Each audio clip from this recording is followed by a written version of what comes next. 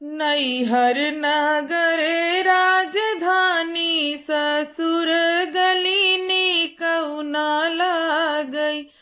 नैहर नगरे राजधानी ससुर गली कौना लागई। लाल लाल होठवा से बरस लाल लैया हो की रस चुएला। जैसे अमवा के मूंगवा से रस चुएला हो की रस चुएला। जैसे का हो भैया, रे का हाल चाल बाटे। तो हम देखा एकदम बनी गई दुल्हन काहे खातिर बनी है आप सब जाने चाहत होबा। तो आज हम जो है मस्त के एक दुल्हन वाला गीत लेके आई है। ठीक बा। तो आप सबसे रिक्वेस्ट बा कि आप सब हमारे चैनल पे ऐसे बना रहा जाबा, अपन प्यार आशीर्वाद दे जाबा, गीत पूरा सुनबा और अच्छा अच्छा कमेंट करत जाबा। हमार जो है मनोबल बढ़ावत जाबा कि गीत अच्छा गावत हूँ, गीत के शब्द अच्छा बा, बोल अच्छा बाटे। तो आप सबके जौन चीज़ अच्छा लगे आप सब कमेंट में ज़रूर बताओ जा। तो चला आप सब ऐसे हमारे वीडियो में बना रहा जा। ठीक बा। हम गीत सुनावत ही आप सबके। एगो लड़की के शादी होत अपने ससुरे जाता। तो का कहता है गाना के भाव बा। तब बिटिया का कहत बाटे। नैहर नगरे राजधानी ससुर गली कौना लागई। नैहर नगरे राजधानी ससुर गली कौना लागई। पापा विदा कई के दुआरा पे रोवई। पापा विदा कई के दुआरा पे रोवई। अंगना में रोवई मम्मी रानी ससुर गली कौना लागई। मंडप में रोवई मम्मी रानी ससुर गली कौना लागई। नैहर नगरे राजधानी ससुर गली कौना लागई।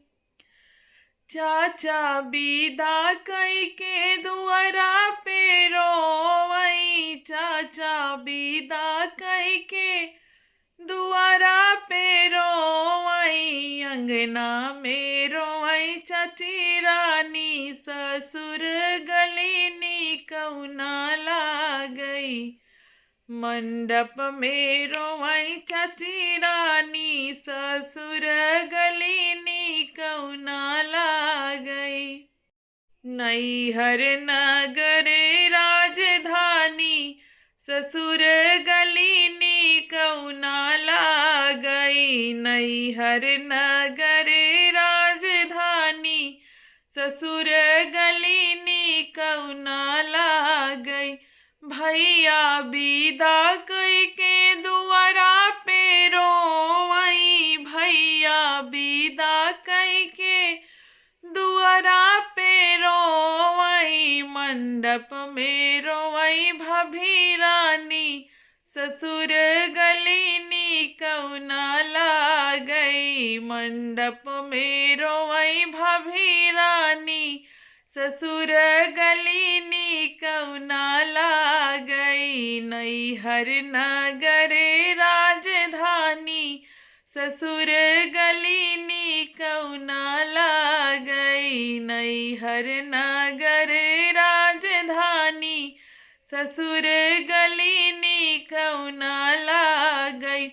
दादा विदा कई के मोहरा पे रोवई। दादा विदा कई के मोहरऊ पे रोवई। अंगना में रोवई दादी रानी ससुर गली कौना लागई। अंगना में रोवई दादी रानी ससुर गली कौना लागे। नैहर नगरे राजधानी ससुर गली कौना लागई। नैहर नगरे राजधानी ससुर गली कौना लागई।